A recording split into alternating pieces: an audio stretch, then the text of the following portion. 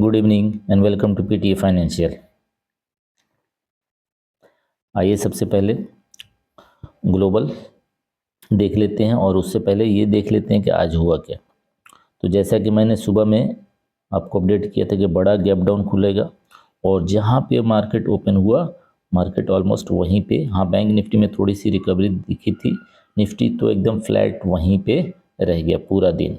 हाँ mid cap Nifty में कल के बनिस्बत आज कल 300 साढ़े 300 पॉइंट डाउन था, आज 167 पॉइंट डाउन है। ठीक है, अगर हम ग्लोबल देखें तो ग्लोबल में कुछ राहत नज़र आ रही है। ग्लोबल में कुछ राहत नज़र आ रही है। गिफ्ट निफ्टी फ्लैट ही कह लें, फिर भी ग्रीन दिखना एक अलग सेंटीमेंट होता है। और अगर डाउ जोन्स नैस्डैक देखें तो उसमें थोड़ी सी हरियाली ज़रूर दिख रही है। यूरोपियन मार्केट में निगेटिविटी दिख रही है। अब आगे की देखते हैं कि आज हुआ क्या था। तो आज स्टार्टिंग में जो गैप डाउन खुला, बाद में थोड़ी सी रिकवरी ज़रूर यहाँ पे दिखी, पॉजिटिव साइड में थोड़ा सा ऊपर हुआ और बाद में थोड़ा सा कंस्ट्रिक्ट करके यहाँ पे रह गया।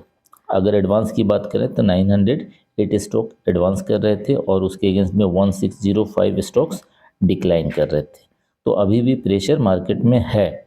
चार्ट पे डिस्कस करेंगे कि और क्या क्या इसमें हम लोग देख सकते हैं। ठीक है, और मॉर्निंग में मैंने बताया था आपको कि फार्मा स्टॉक्स पे ध्यान दीजिएगा और आज most of the pharma stocks अच्छा रैली कर रहे थे। उसके बाद आज का जो FII-DI डाटा आज 19 दिसंबर 2012, और जो FII आज फिर से एक मैसिव उसने सेल किया है, 4224 करोड़ का सेल किया है और उसके अगेंस्ट में DIA ने 3943 का बाई किया है। ठीक है, अब एक इम्पॉर्टेंट न्यूज आ रही कि जो रेट कट का ये है US फेड का, तो उसने तो रेट कट किया है। आपको ये 0.25 बेसिस पॉइंट का रेट कट वहाँ से हुआ है और जो उसके चीफ हैं उन्होंने जेरोम पावेल साहब उन्होंने कहा है कि आगे भी रिडक्शन फ्यूअर रिडक्शन हो सकता है, लेकिन वहाँ पे इन्फ्लेशन का थोड़ा सा अभी पंगा है। तो उन्होंने कहा है कि जल्दबाजी नहीं है, अगर ज़रूरत पड़ी तो थोड़ा सा वो रेट कट एक्सटेंड भी हो सकता है। इसको देखते हुए फिर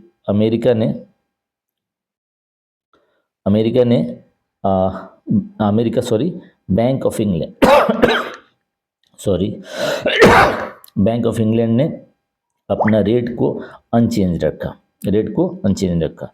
कुछ स्टॉक्स हैं जिसको हम लोग यहाँ पे देखना चाहेंगे। क्या होगा ये, एक स्टॉक है मझगांव डॉक, डिफेंस सेक्टर का सबसे, मतलब मैं मेरे हिसाब से, ये मेरा पर्सनल व्यू है, मुझे बहुत अच्छा डिफेंस सेक्टर में ये लगता है। एक ये है और एक GRAC है और एक HAL है, ये तीनों मेरा बहुत ही अच्छा स्टॉक मुझे लगता है।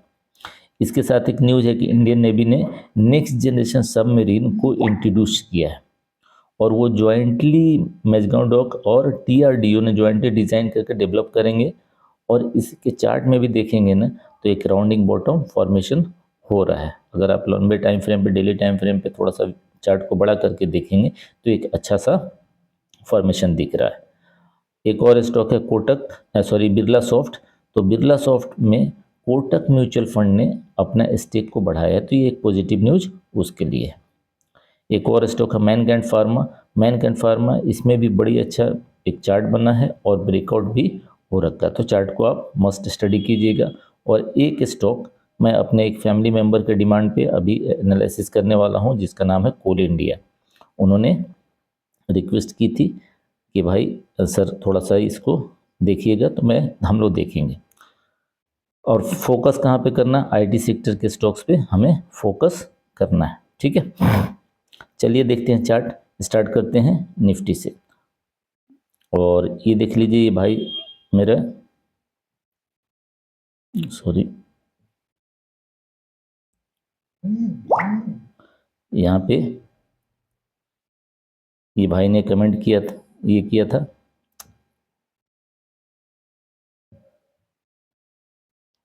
देखिए कोल इंडिया गैप डाउन जा रहा है, स्टॉक सर एनालिसिस कर दीजिएगा। तो ये भाई के डिमांड पे हम लोग इसकी एनालिसिस भी देखेंगे। पहले चार्ट देख लेते हैं और फिर बात करते हैं कि क्या पॉसिबिलिटीज है। निफ्टी की चार्ट देखेंगे और निफ्टी में जो कल हम लोग बात किए थे कि 24,000 एक इम्पोर्टेंट सपोर्ट था, आज वो ब्रीच हो गया। ठीक है, गैप डाउन ही खोला। तो और जो ये कैंडल दिख रहा है, तो ये कैंडल एक पॉजिटिव साइन और प्लस ये अपने 200 मूविंग एवरेज के पास पे है। तो यहाँ से ज़्यादा अगर मुझे लग रहा है कि ये पॉइंट, ये 200 मूविंग एवरेज है ना, तो यहाँ से अगर थोड़ा सा नीचे आता भी है ना, तो ये 800 850 पे से सपोर्ट ले सकता है और 800 850 एक स्ट्रॉन्ग सपोर्ट बन के आएगा। यहाँ पे एक, जैसे पहले हम लोग गैप डाउन की बात कर रहे थे, अभी क्या है, यहाँ से अब गैप अप, यहाँ पे सॉरी ऊपर में गैप बन गया है। तो ऊपर में गैप जब नीचे फिल करता है तो ऊपर में भी तो फिल करेगा ना। तो चांसेज ये है कि हाँ ये फिल करेगा, तो हमारे लिए बेहतर ही होगा।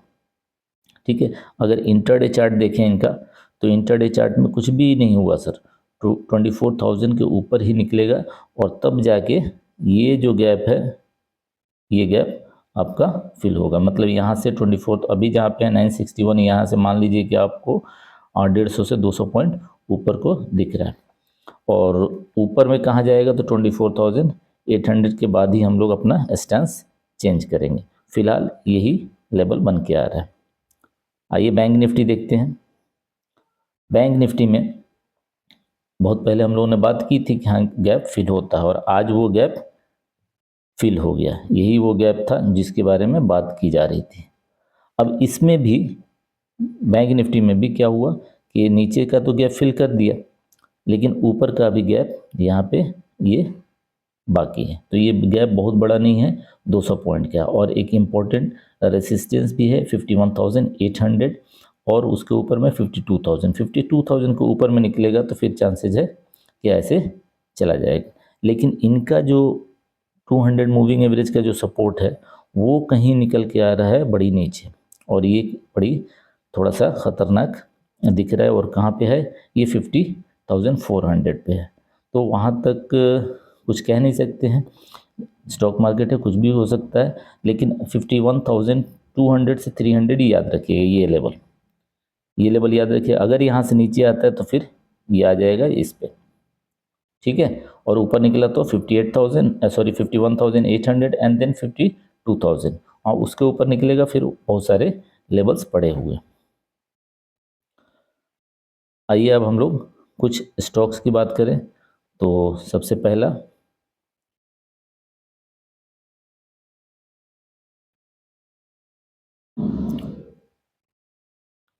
मैं इस चार्ट की बात कर रहा हूँ। यहाँ से ये बनाया, ब्रेकआउट हुआ और रिटेस्ट के पास में है।